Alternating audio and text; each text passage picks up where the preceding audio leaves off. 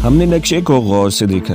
समंदर के नीचे एक बहुत बड़ा पाइप पड़ा था, जो भारतीय एटमी रिएक्टर साइरस की लेबोरेटरी की अकबी दीवार से निकलकर पानी के अंदर ही अंदर समंदर में गिरता था।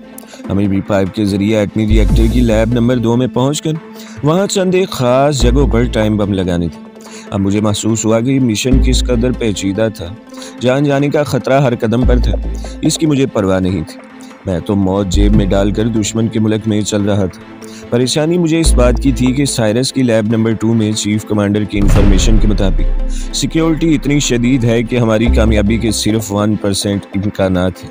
इसके बावजूद हमें हिदायत की गई थी कि चाहे कुछ भी हो जाए, हमें मतलूबा मकामात पर टाइम बम चिपकाने होंगे। चीफ कमांडो ने हमें 2 जहरीले कैप्सूल दिए, जिन्हें हमारे मुंह में ऊपर वाले दांतों की कतार में सबसे पीछे इस तरह चिपका दिया गया कि वक़्त पड़ने पर हम इसे आसानी से चबाकर हमेशा के लिए मौत की नींद सो सकते थे।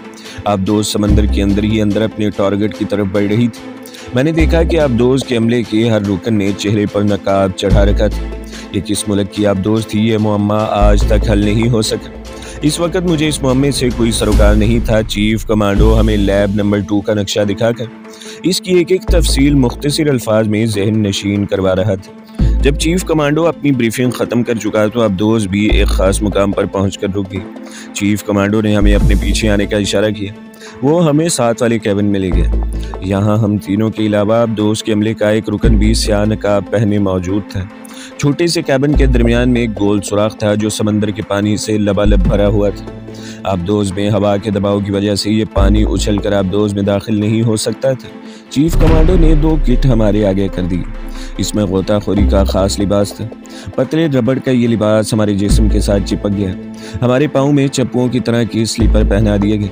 हमें साइलेंसर लगा एक छोटा पिस्तौल भी दिया गया।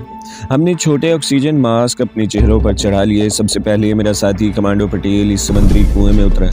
इसके बाद चीफ कमांडो ने मुझे इशारा किया। मैं भी समुद्री कुएं में उतर गया। कोई 15-20 फीट नीचे तक हम अमूदी सिलेंडर में ही उतरते चले गए। इसके बाद हम आबदोज के नीचे खुले समंदर में आ गए। मैंने चेहरा उठाकर देखा। हमारे सिरों के ऊपर पुरस्कार आबदोज लंगर डाले खड़ी थी। साथी कमांडो पटेल एक मुशाक गोताखोर था और इसे इस इलाके से वाकफियत भी थी। वो समंदर के अंदर पुरसुकून बोझल पानी में आगे आगे तैर रहा था। मैं इसके पीछे पीछे तैरता चला जा रहा था। आबदोज से समंदर में हल्की हल्की रोशनी ज़रूर होती, मगर रात होने की वजह से समंदर बिल्कुल तारीक था। आबदोज के नीचे जो धीमी सी रोशनी निकल रही थी, हमारे समंदर में उतरने के 1 मिनट बाद वो भी बुझा दी। अब हम अंधेरे में समंदर के नीचे आगे बढ़ रहे थे। कमांडो पटेल के पाँव की समुद्री स्लीपर मेरे चेहरे के आगे आगे हरकत करते जा रहे थे। मैं इनकी गर्दिश पर पीछे पीछे तैर रहा था। हम समुद्री घास फूस और झाड़ियों के बीच में से गुजर रहे थे। आगे नशीब आ गया। मछलियाँ हमारे जिस्मों से टकरा जाती थी। हमारे पास 2 घंटे की ऑक्सीजन थी, लेकिन 15-20 मिनट से ज़्यादा समंदर के नीचे तैरना मुश्किल होता है। पानी का दबाव जिस्म को शल कर देता है और तजुर्बेकार गोताखोर की रफ्तार भी सुस्त हो जाती है और जिस्म पर नकाहत तारी होती है। नशीब से गुजरने के बाद साथी कमांडो पटेल बिल्कुल सीधा हो गया। अब इसने मेरा एक हाथ अपने हाथ में ले लिया और दूसरे हाथ से नीचे एक समुद्री टीले की तरफ इशारा किया। समंदर के नीचे की तारीकी में अब मुझे इसका जिस्म एक साए की तरह नजर आ रहा था। हम समुद्री टीले या चट्टान के बिल्कुल करीब आ गए। यहाँ मुझे एक बहुत बड़ा पाइप नजर आया, जिसमें से सफ़ेद रंग का पानी एक लहर की तरह बह रहा था। यही वो पाइप था जिसमें से गुजर कर हमें दुश्मन के एटमी रिएक्टर की लैब नंबर 2 में पहुंचना था। कमांडो पटेल ने पाइप की तरफ एक बार फिर इशारा किया और दोनों पाँव के स्लीपर को छल्ली की दुम की तरह हिलाता पाइप के मुंह की तरफ बढ़ा और देखते ही देखते इसके अंदर दाखिल हो गया। मुझे इसके पीछे जाना था। जो ही मैं इस कुशादा पाइप में दाखिल हुआ, मेरे कान बंद होने लगे। यहाँ पानी का दबाव ज़्यादा था। मुझे ऐसा महसूस हुआ जैसे मैं मौत के मुंह में आ गया। सामने से पानी का बहाव हमें वापस समंदर की तरफ धकेल रहा था। हम जिस्म की पूरी ताकत सर्फ करके आगे बढ़ रहे थे। हमें बताया गया था कि खासी रफ्तार के साथ पाइप में 2 मिनट में गुजर जाएंगे, मगर पानी के प्रेशर की वजह से हमें पाइप में 4 मिनट लग गए। पहला कमांडो पाइप में से बाहर निकला, इसके बाद मैं बाहर आ गया। हम नीची छत वाले एक छोटे से चोबचे में निकल आए थे, जिसके अंदर चारों तरफ छोटी बड़ी नालियों से पानी गिर रहा था। यहाँ दीवार के साथ स्टील और प्लास्टिक के छोटे बड़े कितने ही पाइप लिपटे हुए थे। हम तेजी से चोबचे या होज में से बाहर निकले। हमने फौरन अपने ऑक्सीजन मास्क और पाँव के फ्लिपर उतार कर एक तरफ बड़े पाइप के पीछे छुपा दिए। अब हमने अपनी रबड़ की पेटी के साथ प्लास्टिक के छोटे थैलों में बंद इंतहाई धमाका खेज टाइम बमों का चेक किया। ये बम तादाद में 10 थे। 5 टाइम बम मेरे साथी कमांडो के पास थे और 5 मेरे पास थे। हम इशारों में बात कर रहे थे, जुबान से बिल्कुल नहीं बोल रहे थे। नक्शे के मुताबिक हमें होश के जनूब की जानिब जो बड़े पाइप लगे थे इनके दरमियान से गुजरकर लोहे के एक चक्करदार सीढ़ी पर चढ़कर मुझे का छोटे से ऑक्सीजन रूम में जाना था, जिसकी छत ऊपर लैब नंबर 2 का फर्श था। हमने पिस्तौल निकाल कर हाथों में ले लिए थे। कमांडो पटेल ने बड़े पाइपों की तरफ इशारा किया और इनकी तरफ बढ़ा। ये पाइप स्टील के थे और काफ़ी बड़े थे। इनके दरमियान इतना फासला था कि आदमी आसानी से गुजर सकता था। हम पाइपों के दरमियान से गुजरकर दूसरी तरफ गए तो वहाँ लोहे का एक चक्करदार जीना ऊपर गैलरी की तरफ जा रहा था। हम दबे पांव जीना चढ़कर गैलरी में आ गए। गैलरी में लोहे का एक दरवाज़ा था जो बंद था। कमांडो पटेल ने इसके बोल्ट को ऊपर करके आहिस्ता से धक्का दिया। दरवाज़ा हल्की सी चिड़चिड़ाहट के साथ खुल गया। ये आवाज़ नहीं निकलनी चाहिए थी। हम एकदम गैलरी की दीवार के साथ लग गए और पिस्तौलों का रुख दरवाजे की तरफ कर दिया। ये लोहे की दीवारों वाला कमरा था।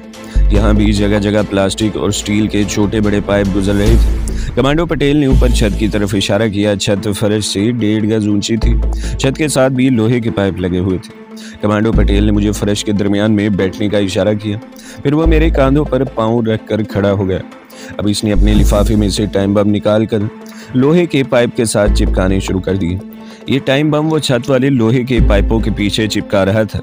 5 टाइम बम छत के वस्त में चिपकाने के बाद इसने मुझसे भी टाइम बम लिए और इन बमों को पहले वाले बमों के पीछे एक दायरे की शक्ल में लगा दिया। हमें बताया गया था कि लैब नंबर 2 की यूरेनियम फ्रीनेस इसी छत के ऊपर दरमियान में वाक़ई है और हमें इसी जगह 2 दायरों की शक्ल में बम लगाने होंगे। इस काम से फारिग होने के बाद कमांडो पटेल मेरे कंधे से हल्की सी छलांग लगाकर नीचे उतरा है। इन बमों के फटने की मुद्दत ज़्यादा नहीं थी। ठीक 20 मिनट के बाद इन्हें क़यामत खेज धमाके के साथ फट जाना था।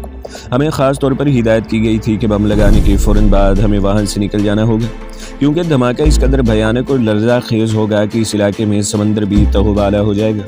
भारतीय एटमी रिएक्टर साइरस के बस्ती ब्लॉक के पुर्जे उड़ जाएंगे।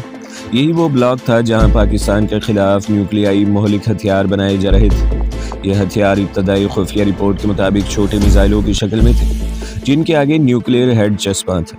अगर लैब नंबर 2 उड़ा दी जाती है तो पाकिस्तान के सर पर मंडलाने वाला तबाही का खतरा टल जाता है। हमने मैग्नेट टाइम बम सारे के सारे लगा दिए थे। अब इन बमों को 20 मिनट के बाद एक साथ ही फटना था। हम गैलरी से निकलकर जल्दी जल्दी अहनी जीने तय करके हौज के पास आए।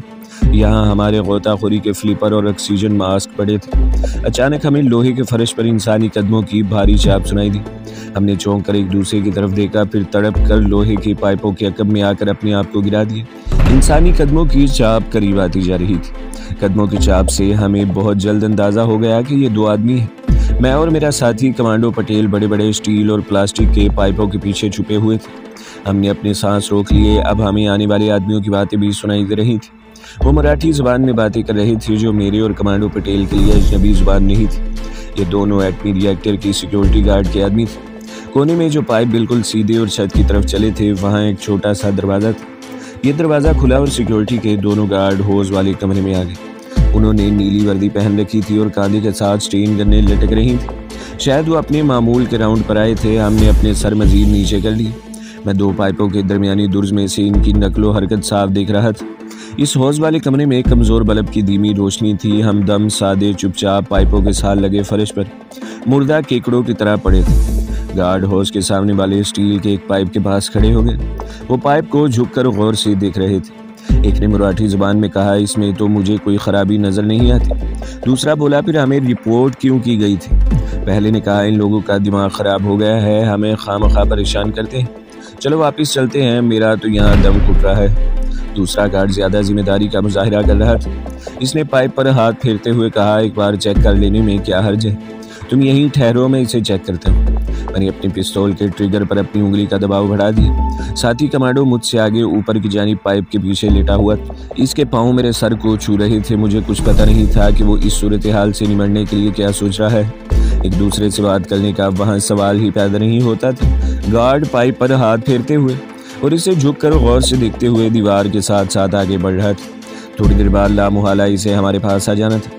दूसरा गार्ड वहीं इस आलम में खड़ा था कि स्टेन गन इसके कांधे से ही लटक रही थी। पहले वाला गार्ड हमारे करीब पहुंच रहा था। मेरे साथी कमांडो को सबसे पहले इसकी जद में आना था।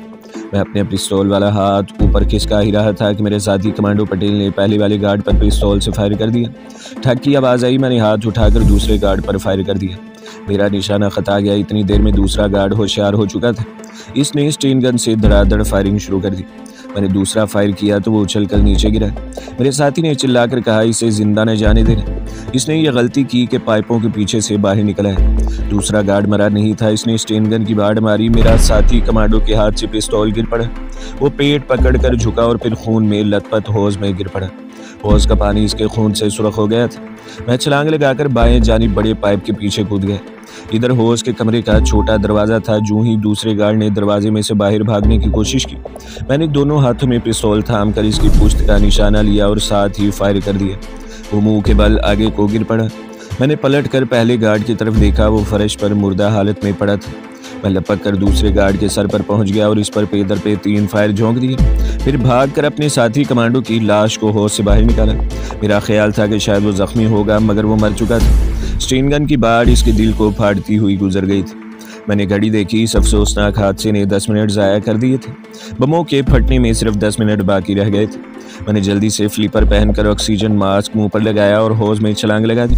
बड़े पाइप में से पानी तेजी से समंदर की तरफ जा रहा था। मैं 1 मिनट से भी कम वक्त में पाइप में से निकलकर खुले समंदर में आ गया। मैंने अंदाजे से एक तरफ अंधाधुंध तैरना शुरू कर दिया। पाइप के नशीबी चट्टान से ऊपर उठकर मैं 90 डिग्री जाविये पर बिल्कुल सीधा होकर तैरने लगा। मैं तेजी से पाँव के फ्लीपर हिलाता और बाजू चलाता अपनी अबदोज की तरफ बढ़ रहा था। मैं इस धमाका खेज मुकाम से ज़्यादा दूर हो जाना चाहता था। समंदर के अंदर अंधेरा छाया हुआ था। मैं दूर तक तैरता चला गया। मुझे एहसास हुआ कि मैं समंदर के नीचे रास्ता भूल गया हूँ। मुझे अपनी अबदोज कहीं नजर नहीं आ रही थी। अब 10 बमों का धमाका किसी भी वक्त हो सकता था। मैंने सीधा जाने के बजाय अपना रुख नीचे समंदर की तह की तरफ कर लिया, क्योंकि शदीद धमाके की सूरत में समंदर की तह में निस्बतन कम इर्ताश और उलट पलट होती है। अगरचे लैब नंबर 2 पानी से ऊपर थी और इसके बावजूद समंदर में ज़बरदस्त तमूज का खदशा था। और ऐसा ही हुआ।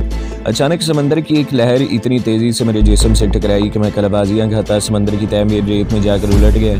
फिर ऐसी गूंज सुनाई दी जैसे कोई रेलगाड़ी मेरे सर के ऊपर से गुजर गई हो। टाइम बम फट गए थे। इनके फटने से एटमी रिएक्टर में जो तबाही नाजिल हो गई, मुझे इसकी खबर नहीं थी, लेकिन नीचे समंदर में क़यामत बर्पा थी। मेरा ऑक्सीजन मास्क चेहरे पर ज़रा सा खिसक गया था। मुझे डर था कि अगर पानी अंदर आ गया तो मेरे लिए मुश्किल पैदा हो जाएगी। समुद्री मौजों ने मुझे इस तरह तहोबाला किया था कि मैं सिमत भूल चुका था। मुझे कुछ अंदाज़ा नहीं था कि शुमाल किधर है और जुनूब किधर है और मैं किधर जा रहा हूँ। इस लम्हे पुरस्रार अबदोज़ अगर मेरी रहनुमाई न करती तो मेरा जिंदा बच निकलना मुश्किल था। मौके की नज़ाकत और संगीनी को देखते हुए अबदोज़ ने थोड़ी थोड़ी देर बाद रोशनी के सिग्नल देने शुरू कर दी।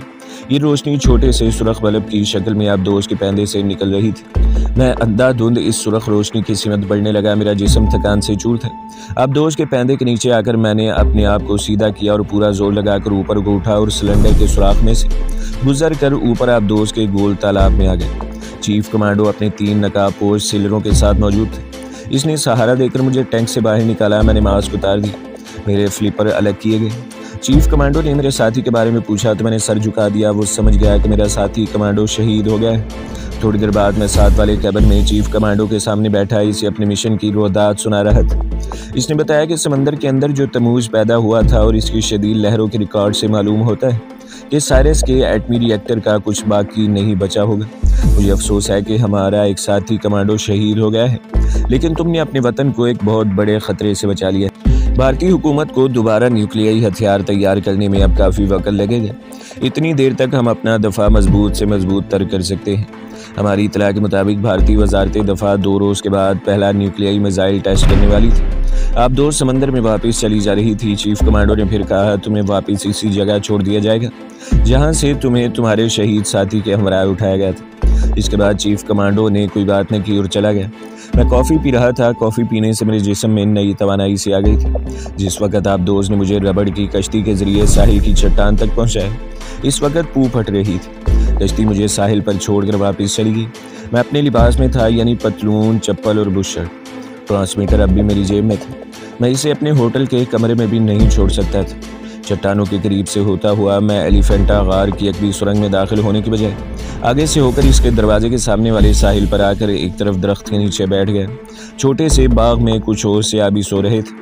मैं भी घास पर लेट गया। अगरचे मैं रात भर का जागा हुआ था, लेकिन नींद गायब थी। मुझे बार बार अपने साथी कमांडो पटेल का ख्याल आ रहा था। वतन अजीज़ की सालमियत के खातिर इसने दयारे गैर बल्कि दयारे दुश्मन में अपनी जान कुर्बान कर दी थी। मैंने दिल ही दिल में फातिहा पढ़कर इस गुमनाम शहीद की रूह को सवाब पहुँचाया और सिगरेट सुलगा ली।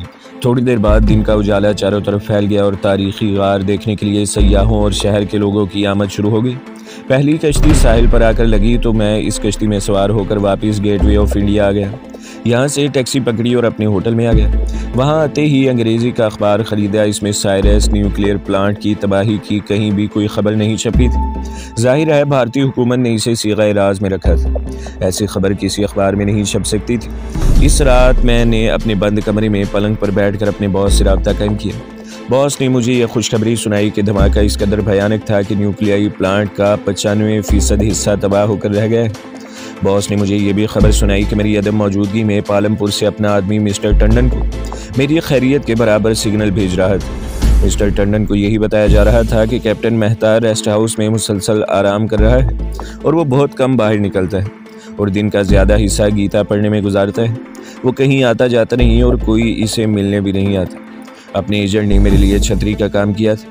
अगर हमारा एजेंट मेरे पीछे लगे हुए जासूस का खुफिया कोड मालूम न करता और सिर्फ इसे हलाक कर डालने पर ही इक्तफा करता तो मेरे लिए अपने कमांडो मिशन पर पालमपुर से रवाना होना नामुमकिन था। क्योंकि जब मिस्टर टंडन को अपने आदमी के पैगाम दिल्ली न पहुंचते तो वो फ़ौरन तहकीकात के लिए किसी दूसरे आदमी को रवाना कर देता जो मुझे पालमपुर के रेस्ट हाउस में ना पाकर इसकी तलाश दिल्ली मेरे बॉस मिस्टर टंडन को पहुंचा देते और न्यूक्लियर प्लांट की तबाही के बाद दिल्ली पहुंचते ही मुझे गिरफ्तार कर लिया जाता। अब मिस्टर टंडन अपने आदमी की गुमशुदगी के बावजूद मुझ पर हाथ नहीं डाल सकता था, क्योंकि इसके पास कोई सबूत नहीं था और फिर इसका आदमी इसकी खुफिया कोड में ही ये पैगाम देता रहा कि मैं पालमपुर के रेस्ट हाउस में हूँ। अब मेरा कोई काम नहीं था। चुनाचा इसी रोज़ मैंने एक फ़्लाइट पकड़ी और अम्बाले पहुँच गया। अम्बाले से दूसरी फ़्लाइट ली और शाम के वक्त पालमपुर रेस्ट हाउस में आकर बिस्तर पर ऐसे लेट गया जैसे कुछ हुआ ही ना हो। नौकर से मैंने कह दिया कि डॉक्टर से चेकअप कराने अम्बाले गया था। अगले रोज़ मैंने सुजाता को फ़ोन करके बता दिया कि मैं फ़लाँ रेस्ट हाउस में हूँ और अब मेरी तबीयत पहले से बहुत बेहतर है। वो बड़ी खुश हुई। यहाँ अपने इस एजेंट से मेरी मुलाकात न हुई जिसने मेरे पीछे लगे हुए मिस्टर टंडन के जासूस को हलाक कर दिया था और इसकी लाश भी गायब कर दी थी। मैं मज़ीद कुछ रोज़ पालमपुर की पुरसुकून पहाड़ी फ़िज़ाओं में बसर करना चाहता था, मगर दफ्तर से मिस्टर तिवाड़ी सेक्रेटरी नंबर 2 का तार आ गया कि दफ्तर जल्दी पहुँचो। मैं समझ गया कि मुझे किस लिए बुलाया जा रहा है। साइरस न्यूक्लियाई प्लांट की तबाही कोई मामूली बात नहीं थी। मैं टेलीग्राम मिलते ही दिल्ली के लिए रवाना हो गया। मिस्टर तिवाड़ी एयरपोर्ट पर मौजूद था। वो अपनी गाड़ी में आया था। दिन के 3 बजे मैं दिल्ली पहुँच गया। सेक्रेटरी तिवाड़ी मुझे सीधा दफ्तर ले गया। रास्ते में इसने मुझे बताया कि साइरस प्लांट को तखरीबकारों ने नुकसान पहुंचाया है। मैंने तफ्तीश का रुख मोड़ने के लिए श्रीलंका के सिनहारी तखरीबकारों को मोरद इल्ज़ाम ठहराए। तिवाड़ी ने कोई जवाब न दिया। थोड़ी देर चुप रहने के बाद बोला, हम पाकिस्तानी तखरीबकारों को भी नज़रअंदाज नहीं कर सकते। हम अंग्रेज़ी में बातें कर रहे थे। मैंने कुरेदने की खातिर पूछा कि अपनी प्लांट का नुकसान कितना हुआ है। सेक्रेटरी तिवाड़ी को बताना ही था क्योंकि मैं सेक्रेटरी 1 था। मेरी हैसियत सेंट्रल इंटेलिजेंस के एक अहम अफसर की थी। तिवाड़ी की ज़ुबानी मालूम हुआ कि साइरस प्लांट की लैब नंबर 2 मुकम्मल तौर पर तबाह हो गई है और न्यूक्लियाई प्लांट की आधी से ज़्यादा इमारत उड़ गई है। इस तबाही में बहुत सी जानें भी ज़ाया हुई हैं। इनमें 4 बड़े आला पाए के भारतीय साइंसदान भी थे। ऑफिस में हर किसी का चेहरा उतरा हुआ था। सभी परेशान दिखाई दे रहे थे। तिवाड़ी ने मिस्टर टंडन को फ़ोन पर बताया कि कैप्टन मेहता पालमपुर से आ गए। मिस्टर टंडन ने फ़ौरन हम दोनों को प्राइम मिनिस्टर सेक्रेटेरिएट आने के लिए कहा। मिस्टर टंडन अपने एयर कंडीशन कमरे में पुश्त पर हाथ रखे बेचैनी से टहल रहा था। हमें देखकर सोफे की तरफ इशारा किया, फिर खुद भी सोफे पर बैठकर सिगार को एस्ट्रे में मसल दिया। इसका चेहरा बता रहा था कि वो इंतहाई फिक्रमंद है। मेरी तरफ एक गहरी नज़र से देखा और बोला, कैप्टन मेहता, मुझे उम्मीद है कि तिवाड़ी ने तुम्हें तमाम हालात बता दिए होंगे। मैंने अपने चेहरे पर परेशानी जाहिर कर रखी थी। अपने सर को इंतहाई अफसोस के अंदाज में हिलाते हुए कहा, सर, आखिर सिक्योरिटी स्टाफ कहाँ था? क्या वो सो रहा था? यह हमारी कारकर्दगी पर बहुत बड़ा दाग लगा है। मिस्टर टंडन ने बेचैनी से पहलू बदलते हुए कहा, प्राइम मिनिस्टर ने बम्बई प्रांत के 4 इंटेलिजेंस अफसरों को मुअत्तल कर दिया है। आला सतह पर इस सबूताज की तहकीकात शुरू हो गई है। हमें इस तहकीकात से बेखबर रखा जा रहा है। कुछ पता नहीं हमारा क्या हशर हो। ठंडा सांस भरकर मिस्टर टंडन ने अपने सर सोफे की पुश्त से लगा दिया। सेक्रेटरी तिवाड़ी कहने लगा, सर ये काम पाकिस्तानी एजेंटों की सिवा और किसी का नहीं हो सकता। टंडन ने तल्खी से कहा, सवाल ये है कि हमारा महकमा आखिर किस मर्ज की दवा है? दुश्मन के एजेंट जो मुल्क में जगह जगह मौजूद है, हो सकता है हमारे ऑफिस में भी हो। अंदर से मेरा दिल जरा सा धड़क कर नॉर्मल हो गया, मगर मैंने अंदरूनी कैफियत को अपने चेहरे पर बिल्कुल जाहिर न होने दी। हालांकि मिस्टर टंडन ने यह जुमला अदा करने के साथ ही मेरी तरफ देखा था। मैंने कहा, सर हमें अपने स्टाफ की फिर से सिक्योरिटी करनी होगी, ये बहुत ज़रूरी है। मिस्टर टंडन ने मायूसी के अंदाज में अपने गंजे सर पर हाथ फेरते हुए कहा, इससे कुछ नहीं होता कैप्टन मेहता, दुश्मन के एजेंटों को सिक्योरिटी की पहले से खबर हो जाती है। बहरहाल मैंने तुम्हें और मिस्टर तिवाड़ी को इसलिए यहाँ बुलाया है कि आज रात 11 बजे प्राइम मिनिस्टर इंदिरा गांधी ने हमें अपने ऑफिस में बुलाया है। डीजी रामा मूर्ति भी लंदन का दौरा अधूरा छोड़कर आज नई दिल्ली पहुंच रहा है। तुम लोग रात ठीक 10:30 बजे मेरे ऑफिस में आ जाना। इस वक्त मेरी जेब में एक ऐसा खतरनाक टाइम बम था जो किसी भी वक्त फट सकता था। ये टाइम बम माचिस के साइज का ताकतवर ट्रांसमीटर था। चूंकि मिस्टर तिवाड़ी मुझे एयरपोर्ट से सीधा ऑफिस ले आया था, इसलिए यह ट्रांसमीटर मेरी जेब में ही पड़ा रह गया था। मैंने इसे ब्राउन कागज में लपेटकर अपनी पतलून की एकमी जेब में रखा हुआ था। जितनी देर मैं मिस्टर टंडन के ऑफिस में बैठा रहा, मेरी जान पर बनी रही। अगर इस वक्त कोई भी मेरी तलाशी ले लेता तो यह ट्रांसमीटर मुझसे बरामद हो जाता और फिर मेरा जो हश्र होता वो साफ जाहिर है। जब तक मैं टंडन के रूबरू बैठा रहा, अंदर से मेरी हालत परेशान ही रही, अगरचे मैंने इसे किसी पर जाहिर नहीं होने दिया। मिस्टर टंडन ने मेरे पीछे जो पहला जासूस लगाया था, इसकी लाश मकबरा हुमायूं में मिली। अब पालमपुर से दूसरे जासूस की गुमशुदगी और गालिबन मौत की खबर 2 एक रोज में इसे मिलने वाली थी। दोनों आदमी मेरे पीछे लगाए गए मौत के घाट उतरे थे। इससे कुदरती तौर पर यही शक पड़ता था कि इनके कत्ल में मेरा हाथ और मेरी हैसियत मशकूक है। मैं इन तमाम संगीन खतरात में घिर गया था, मगर अपनी जगह पर डटा हुआ था। इसकी वजह महज ये थी कि मैं एक ऐसी पोस्ट, एक ऐसी अहम तरीन आसामी पर तैनात था कि वहाँ बैठकर मैं चारों तरफ ना सिर्फ निगाह रख सकता था, बल्कि पाकिस्तान दुश्मन अज़ाइम को जड़ से काट सकता था। रात के 11:15 बजे हम प्राइम मिनिस्टर के ऑफिस में पहुँच गए। डायरेक्टर जनरल इंटेलिजेंस रामा मूर्ति भी मेरे मिस्टर टंडन और मिस्टर तिवाड़ी के अलावा मौजूद थे। 5 मिनट बाद मिसेज इंदिरा गांधी एक भी दरवाजे से नमूदार हुई। मैं पहली बार इस खातून को रूबरू देख रहा था। जैसा इन्हें तस्वीरों में देखा था, बिल्कुल वैसी ही थी। शरीरा कद, गोरा चिट्टा कश्मीरी रंग, सर के बालों में एक सफ़ेद लिट जो फराग माथे के दाएं जानिब से होकर पीछे चली गई थी। मगर इस वक्त प्राइम मिनिस्टर का चेहरा इंतहाई संजीदा और भींचे हुए होंठों पर एक रख्तगी सी थी। हम खड़े हो गए। मिसेज गांधी ने हमें इशारे से बैठने को कहा। इनका सेक्रेटरी हमारा था। सेक्रेटरी ने एक फ़ाइल खोलकर मिसेज गांधी के सामने रख दी। वो फाइल के वर्क उलटने लगी। कमरे में गंभीर और भोजल खामोशी छा गई। 1-1.5 मिनट तक वो फाइल का मुतालिया करती रही, फिर ऐनक उतार कर फाइल के कागज़ों पर आहिस्ता से रखी और अंग्रेज़ी में बोली। तो दोस्तों, अगली चीज़ सुनने के लिए हमारे चैनल को सब्सक्राइब करें, वीडियो को लाइक करें और बेल के आइकन को भी दबा दें, ताकि हर जो आने वाली वीडियो है वो आपको सबसे पहले मिलती रहे।